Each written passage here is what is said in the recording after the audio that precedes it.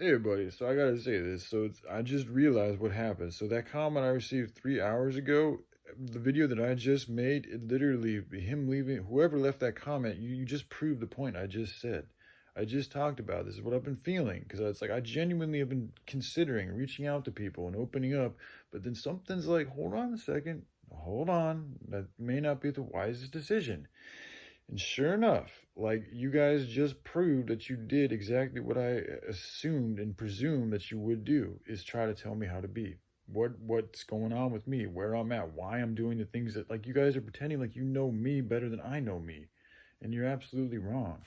That's the sad thing because I know 100% guarantee that in regards to this one individual who reached out and wanted me to DM him, the only reason why I chose not to was for the reasons that I said, is that I don't think it would really help the project to bring somebody else on right now.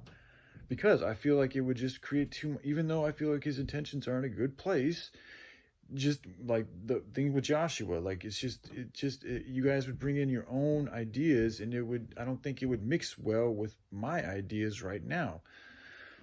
That's the it. That's the only reason. Like I just feel like it would actually make things a little bit more challenging. And if things didn't go well with that individual, that would have a dire effect on me emotionally because I still am very emotionally fragile, especially when it comes to relationships and with men and women. Like I've had a lot of bad interactions lately with men in my life and the way things have gone down.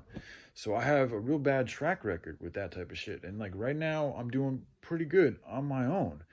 And it's like there is a risk of an argument, of conflict, of fighting, which is an inevitable part of life. You can't get over it. I get it. But there's times when you can choose to be more peaceful, and there's times when you can choose to like want to go out there and debate and go into the conflict, more so than not. And I'm not saying that conflict would happen with this guy. He seemed to give off a great aura and energy and all this and that. I just felt honestly that for right now it's better for me to continue working on this alone until I get to a certain point where I feel ready to share it with the world, as opposed to bringing somebody new in. Again, if things could change, if I see comments or stuff and we start to develop something that's different. But until then, I think the best idea, because I'll be honest with you, like I think he was an awesome guy. He's a beautiful human being, great soul, very well spoken. He's doing very successful young man. He is dealing with, he's got an animal that looks like it might not be around very much longer, and he was crying, like which is beautiful to see somebody. I think crying is a very good and healthy thing to do, as long as you're not crying over some spilled milk type silly stuff. Now, if you're a child and young, that's different. But as a man, as you grow up, like just over things like passing of loved ones, that's totally appropriate and acceptable, and I think healthy to cry when that type of stuff happens. But anyways, beyond all that, not beyond all that, but because he is in kind of a desperate situation, is the vibe that I'm and the information that's coming to me right now. Like he's got a lot of emotional stuff going on with inside of himself, which is fine. There's nothing wrong with that. We all have got a lot of shit going on, myself too. But it's just like, and you have to realize any type of new relationship is also going to come with the resistance. So it's like the enemy is also going to do whatever the fuck they can do to fuck with both his head and my head. And especially with two heads coming together with this project, there's even more resistance. So for both of our sakes and for the project's sakes, for right now, it's just this is the best thing that comes to me. It's not because I want all this for myself. I honestly have withheld, like I'm totally, and I will hold myself to this. I will only accept the amount that I need to take care of my minimal expenses, and that's it. Like the rest is going to go to charity, to expanding the movements, to paying back investors, to helping fund good work programs and feed starving children and help sick people heal. That's where the rest of the money's going, not to me being fucking rich. I do not want that. I do not want any of that. I just want the little bit I need for myself to do what I got to do. And, that's it. Like, yeah, a vehicle and a place to live, a little area. I don't even want a house. Like, I could be fine living out of a fucking tent.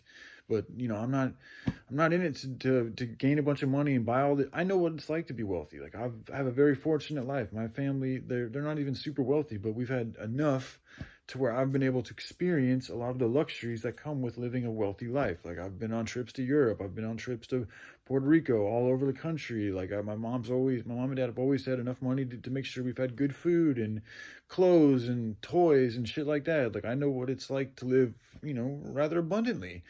So that's also why I'm very well versed in the dangers of it too. I know what happens when you let things go too much and you don't pay attention to the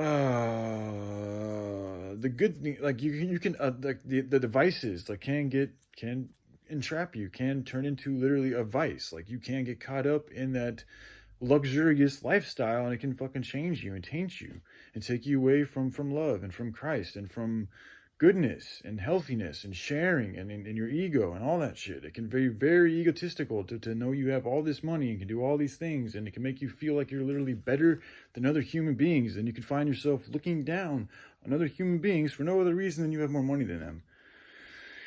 Sick shit, dude. That's why, like, I love being on the streets, because there's none of that bullshit. Like, it's the realest thing. Like, it's just you and this other gentleman. You don't have no, like, it's just very free. Like, people who want to be free, go spend some times on the streets, dude. You can do whatever the fuck you want. You can walk wherever your spirit leads you. And do it. Like, you'll be surprised what you find, man. And you will find the realest motherfuckers on the planet Earth on the streets. Because they got nothing holding them back. They're already on the fucking streets. Why? And a lot of the reasons why they're on the streets is because they are so outspoken. They're so real. This fake fucking society can't handle them. So they find more comfort on the streets. Because the streets are real. You can't hide. There's nowhere to hide. There's no fucking distract. I mean, you're exposed literally like 24/7. So you have no choice but to be real. Because the fake shit, you can't. People will call you out and sniff you out and fucking throw you out or kill your ass. I mean, it's no joke out here. You can't pretend like you're something good and go around doing a bunch of evil shit where everybody can see you on the streets. They're going to know you're a bunch of evil because they're going to see you doing all this evil shit. And because you don't have a hideaway and a place to fucking stow all your evil deeds and do all your evil actions, people are going to see you and they're going to know who you really are because you're on the streets and you can't hide the same way you can here in these fucking houses. So anyways, I got a little off tangent here, but